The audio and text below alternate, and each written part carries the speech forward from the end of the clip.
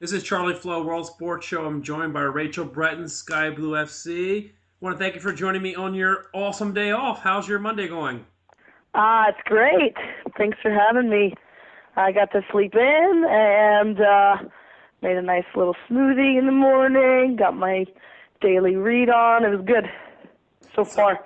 two questions. What would be the definition of sleeping in for you? Considering I don't sleep. um, I guess not putting my alarm on. I mean, obviously we have our circadian rhythms all intact because we're all accustomed to waking up early. Yeah, But it's good to just wake up because your body told you to. yeah. So that's what I consider. Yeah, I think I'm at the age where anything past like 8 a.m. is considered sleeping in for me. Yeah, I woke up at 9, There which you was great. go. Which is like, yeah, that's not really sleeping in, but it was nice. That's good. And in smoothie, it's for your part of your regen, I'm sure. What kind of smoothie is you have a particular favorite at all? You got to guess. Oh, I'm thinking you're more of a banana strawberry girl. I'm just guessing. Yep, that's really good. Yep, that's my favorite smoothie, but I put banana, strawberry, chia seeds, oatmeal, flax seeds, and water. I think I'm missing something, but try to make it as healthy as I can and nutritious. What else could you possibly put in there? You just basically described a meal. Oh, kale. I forgot kale. I put kale in it, which you'd think that's disgusting in that whole mixture, but Yeah. it's actually really good. No, I bet it is. You've got so much of the positive stuff going on there. It probably complements a little bit with that little bittery taste. It probably goes in really well. Yeah, I mean, you can. It'll definitely heighten your taste buds. It's funny. This is a soccer radio show, and we're talking food. I mean, maybe you actually do a food show. I mean, you're getting me Yeah, hungry. that's what I'm setting you up for, Charlie. Yeah, nobody wants to. I don't think that a lot of the food that I partake in eating in, since my playing days are well behind me, I still have to be a positive role model. But at the end of the day, Oh. us coaches can eat fatty foods, and we can yell at our players and be like, yeah, whatever, just do as I say, not do as I do. Well, I feel like guys can just get away with it more, though. I feel Nah, like. nah, it's definitely showing. I just happen to wear baggy clothes a lot, so it's there. Yeah, well, you can pull that off. Us girls, we gotta wear our yoga pants. No, but it is true that you hit on that. That I think that we're in a day and age that athletes really pay extremely close attention to what they're putting in their body. And there's so many products now that we're discovering almost every year, every month that, hey, this is great for me. I didn't even know these things existed. Yeah, I can't say I was never a diet person, mainly because I don't eat bad. Yeah. Like my mom, she always got me organic. I don't have a sweet tooth. I, like, if you ask my favorite dessert, I wouldn't know how to answer it. And that's how I've always been. But now I'm just, like, learning so much about just, like, the simple fruits and what your body really needs. It actually pisses me off because I'm like, oh, my gosh. So now I know. Now I have no excuse. Now I'm like, well, I didn't get enough protein, or, oh, I didn't get enough of, like, the carbs that I need to. And it's just, like, so annoying. I think it's unique because why I preach soccer is such a fitness sport, and I think that it is one of the most enduring sports out there. There's so many sports that you get a break here, a break there.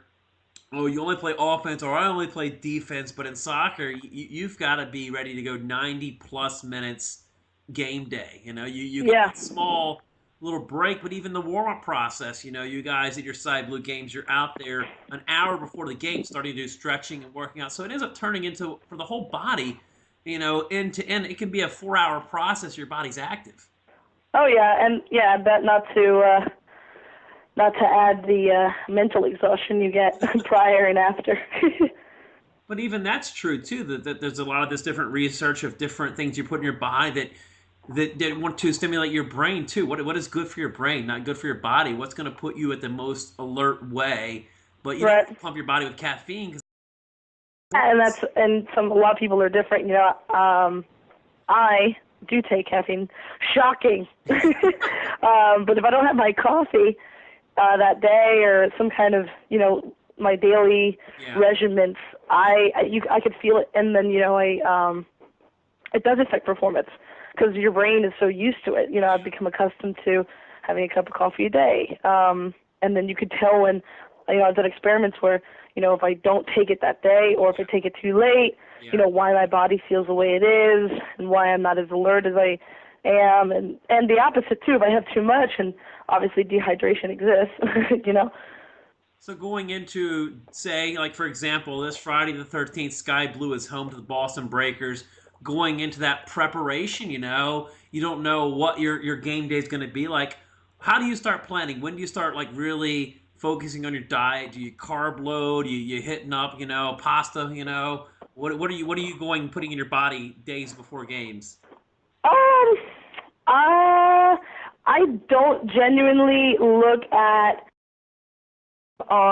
this Saturday, this Friday, I have to start doing it this way. Yeah, I just make sure that my body is used to yeah, everything.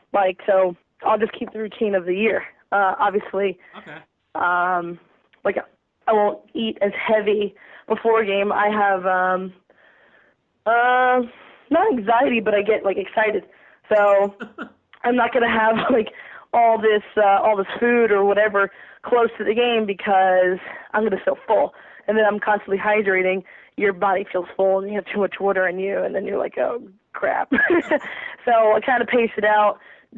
Game day, more meals but smaller portions during the week. Heavier breakfast, so I'll wake up earlier, have like a good protein, like some eggs and toast fruit and water and coffee, and then go out through the day. And then as soon as we're done with the workout, let's say we'll have speed agility and practice, I'll have a snack in between, 30 minutes after. Then you'll have your lunch, and then you hydrate throughout the day, and then you'll have a good dinner. And that's how I do it. After games, it doesn't really matter for me. No, I think that's the true thing of being an athlete. I think a lot of it, you just can't live on a strict diet as an athlete, especially if you've done an intense workout, played an awesome game. You can burn that off. And I think there also is that reward system where you can't indulge, you can't relax. You're still a human being. You need to enjoy life. Yeah, my nutritionist in college at Villanova, one of my teammates asked her, actually took her course for 2 years, and she was awesome. But one of my teammates asked her, how are we really supposed to eat? Are we supposed to do this? Like, can we intake this amount of calories or this amount of carbs and all that stuff? And she was like, you guys, days are very long, like 2-hour practices plus a lift, plus all this other nonsense. We can eat at a certain luxury. We don't have to be counting calories or saying, oh no, I can't have a burger, or oh no, I can't do this. She actually recommended that we did, but obviously with moderation. Everything in moderation is okay. Obviously you're not going to have 15 McDonald's, number twos, or, Yeah. not going to do that, but, or you can, but it's not going to be too effective. But not to hold that back, because your body actually needs that, and your body actually needs certain fats. So it was good. That's all I needed to hear. I was like, all right, good. Guys got a pretty big game this Friday. Like I said a few moments ago, Boston Breakers are coming into town on. I think it's always interesting. I'm not a superstitious person myself. I don't give a crud that it's on Friday the 13th. But if you have any like game day rituals, and like, oh crap, Black Cat just walked in front of me. Great, you're gonna cost me 3 points, dude. Yeah, I know I'm going to dress in all black, and no, I'm just kidding. I don't believe in that stuff. So it doesn't really affect me. I actually didn't know that it was the 13th, but Now that's you good. have to be kind of checking the calendar. Well, no, I just know, don't even know what the date is today, but if I'll do quick math, I'll say it's the 9th. But yeah, no fear. Just excited for the game, and I don't think we've ever had a home Friday game in all the history of Sky Blue. Ah, so maybe something amazing will happen. Maybe. We'll see. It's nothing like the Friday Night Lights. Friday Night Lights. Maybe you'll make history on Friday, Rachel, and then you'll have to play every game on Friday. Yeah, I think I actually miss Friday Night Lights. That reminds me back of college days. You play Friday and Sunday. Yeah, exactly. You bust in those within the 48 hours, and it's such a toll on the body that I think a lot of outsiders don't realize how much a college athlete goes through playing two games within 48 hours, and it can just like that Monday morning, man, it must be hard to get to class. Oh yeah, absolutely. Especially if you're traveling from, wherever. Yeah.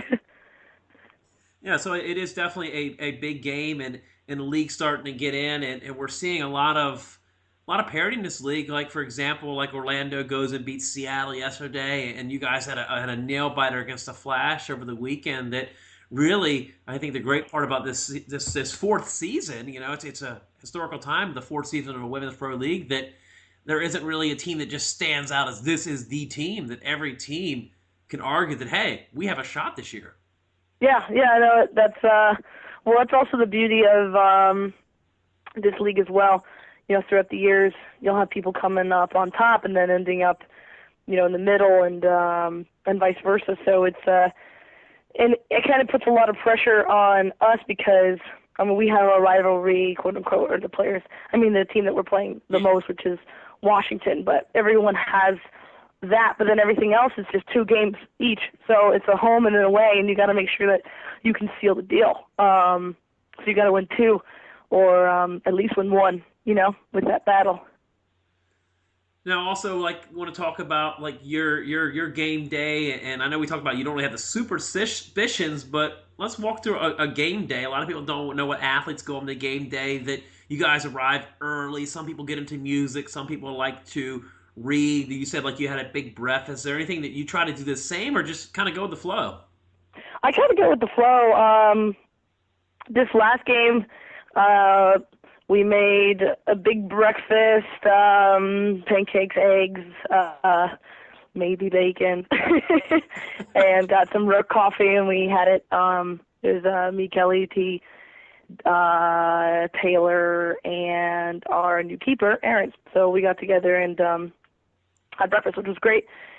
But normally I'm with my parents, or I go if it's on a Sunday. I'll go to church in the morning. And that's really it. But when we get to the field, I like to get to the field as early as I can. And I know other players like to do that too, or just get there on time. And, it's just, everyone has their own thing. Before our warm-up, some of the individuals that want to will go out, get a little prayer circle, and then, it's game time. So it's, everyone's got their own thing, but it's, all positive energy. No one's ever like, I can't talk right now, So it's good. And I think another interesting thing about women athletes has been in the news a lot with the equal pay and you guys just busting your chops. That one thing that really amazes me that when you get to know a lot of these individual players, like I know you very well, that you guys all have jobs on the side. There's rarely many players that it can just be with the NWSL team and that's it. Because it's a short season. You've got other months of the year that you do training and stuff. And how has that helped you prepare for your playing and your games and just your being a teammate? How's that helped you? It's helped me a lot, actually, because I've had to break down a lot of things to players that, that don't know what I'm talking about. I've done a lot of things where you show me and I can do it, or I'll take it upon myself to analyze and do it on my own. But now, that's just how I am. But a lot of players, especially now in this generation, you have to break it down into a science where, you have to try so many different avenues. It's like doing, learning different methods to do addition, or, that's how I consider it. So it's made me think a lot and think outside the box and kind of, I kind of realized with one of my teams that I was coaching and training that I need to make it more fun. I took it too professionally and, they wanted it to be very elite, that, I don't know, they just wanted me to be like, hey, we need this, we need to do this, we need to discipline this, they need to know X, Y, and Z. So, I took it and I ran with it, and then I'm realizing that these girls are young, even if they're like from I coach U8s to U15s, and that that is a very delicate area, because you want to make sure that they love the game and that it isn't a job for them, and it should never be, even though it is for most of us in the NWSL. It still shouldn't be considered that, because soccer's a game of love and passion and joy and expression. So the whole thing is that you want to keep that love and joy as you had as a kid and bring it on to wherever you go. And that was a nice little eye-opener for me, because I tried to make practices a lot more fun, and it seems that they want to perform more and better, and they're into the practices more, and they're now trying things that you're telling them, and they have more incentive into doing it. So but that also brought it to my game too, where I was taking it a little too seriously, and I think that I have to remind myself that this is fun, and this is only going to be a quarter of my life, and then you get too old, and then you got to move on. So it's a nice little reminder for me. No, it's so true that I've seen and had debates and conversations, at games, pubs, even with people that play professional about the seriousness slash you got to have fun. We've seen those with coaches that I've had some coaches that I just absolutely hate because it felt like a job, and I'm a teenager and I'm miserable at soccer practice. I'm just constantly getting yelled at, and then you get a coach that's very fun but yet effective. Then it makes you want to come back for more, and we see so many kids getting burned out at an early age because a lot of these coaches don't know how to handle people. And I think that even at the highest level, I see videos, a lot of these NWSL teams post of you guys just having goofy fun, playing crossbar challenge or just playing some soccer, volleyball, tennis type thing that you still, even at the professional level, have to incorporate fun. Right. Yeah. No, it's an excellent reminder. And I think everyone should remind themselves of it every day that, whatever you're going through in your life, or if you're not happy with your performance or whatever, just change it, but also know that everything is temporary. And if you're doing something that you're not enjoying, whether it's on the field, off the field, then you really have to change it, because that is a reflection on yourself and your soul, and you have to protect both. Don't mean to be an insider with Sky Blue, but what are some of the most enjoyable things you guys have done at practice? Maybe some of the goofy things that, are still team building, but things that you guys have done together, maybe off the field or even at practice that you just really enjoy? Practices this year are they're a lot more positive, and we go there, we work hard, and I think we're all truly fighting for each other and wanting to help each other, and we point things out to each other, try to figure out, our weaknesses, our strengths, and we encourage each other, which is awesome, and I think every team needs it. Off the field, I think we do enjoy each other. I know that Shauna and Dami and Coco went to Philly today to just explore. A couple of us are going to the Yankees game tomorrow after practice and lift, just to get away and see New York a bit. I think when they did the Sky Blue FC challenge, we got to it just put us in an environment where we had to we didn't really focus on the field stuff, just more about, hey, let's do this challenge and let's get to know each other, because we have a lot of new faces than we had in the past year. So it's been good, and the environment's great, and everyone's been so welcoming for people that are just coming in. Like Erin just came in, and there's no one skipping a beat. It's nice and it's rewarding. Yeah, it's neat when you guys signed Erin from New Zealand. It's just kind of add another accent to your big wide family of like a bag of Skittles. That's the neat part about Sky Blue. You have such a wide range of internationals and just a variety of great people. Yeah, it's nice, and she's really sweet. And I already tried to do the accent. Oh, well, we're back at it. Last time I had you on the show, you attempted a Scottish accent.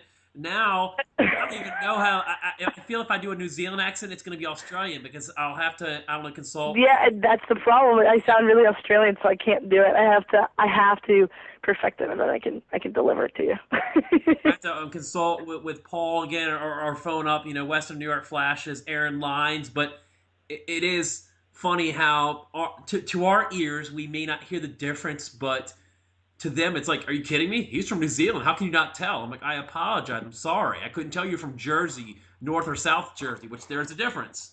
Yeah, no, it's funny. I think just the whole accents in general is funny, because who truly has the accent if we're going to get really deep, Well, I think it's funny. I've had a conversation with my English friends, and I find it funny how we say you have an English accent. It's like, well, they're technically the ones. We have an American accent, but we've become such a country. We're saying, oh, everybody else is talking funny. We're the only ones saying it right. Yeah, yeah, exactly. So you'll have to work on your New Zealand Kiwi accent. We'll have to get back to you on that. I don't know how much of a time window frame we're going to give you to perfect it. Oh, okay. I'm gonna try my best. Maybe just a phrase. Yeah, I'll just work on a single phrase, and I'll just nail that, and then that's it. I'm sure you got the Jersey one down. I mean, a lot of stereotypes with Jersey, but it's all in good fun. Yeah, no, yeah, we get a lot. I actually don't think I have one, but I've been told, yeah, though you say water or water and whatever. I'm like, okay, that's now we're reaching here. Yeah, I know. It's funny when you think of Jersey accent, it suddenly becomes like Goodfellas or Sopranos. Everybody's like, "Hey, Jersey, you know, Tony." You know, Yeah, they're like, hey, well, you parked the car and I have it yet? I'm like, no, that's Boston. Okay. it's just funny. You just read my mind. That's what I was gonna say. You guys are playing Boston this weekend, so talking in Boston accent like John Hancock. Yeah, it's a battle between the aggressive languages. Yeah, and now we're talking about like you think. I can't think of the movie. Good Will Hunting. That movie's all coming to mind. Oh yeah, yeah. So it is very neat that just within just the United States you have several accents, and I swear that all my English friends, you can even ask Christy Holly to do an American accent. He still owes me that on the radio show. He told me that I would do the Irish accent, he would do the English, but I swear everybody from the UK and Europe, when they do an American accent, it's always like Tennessee, Kentucky, or something like that. Yeah, no, it's funny. It gets really south, which is great. Like how you doing? I like a cheeseburger and a Budweiser. Yeah. But no, Oh man, yeah. wish you the best of luck this Friday the 13th. Sky Blue is home. Go to skybluefc.com. Friday the 13th, maybe Rachel dressed as a black cat. I don't know. We'll have to find out. My mind is a little hazy around. Who the heck wears 13 on your team? I have to look that up as we speak. Who the heck? Rubs, come on. Okay, my bad, man. I guess I failed. Sky Blue trivia. I just lost that round. I'll be funny at that. Hopefully, she just has a standout game on Friday. Yeah. But again, Rachel Breton, Sky Blue FC, Friday night hosting the Boston Breakers. Friday Night Lights' first ever Friday the 13th game. So why not? What else are you gonna do? Come on down. Yeah. All right, Rachel. Always a pleasure to speak with you. Always a good laugh. I mean, we cover so many non-subject topics, it becomes very entertaining. Yep. Thank you so much, Charlie. All right. Thank you.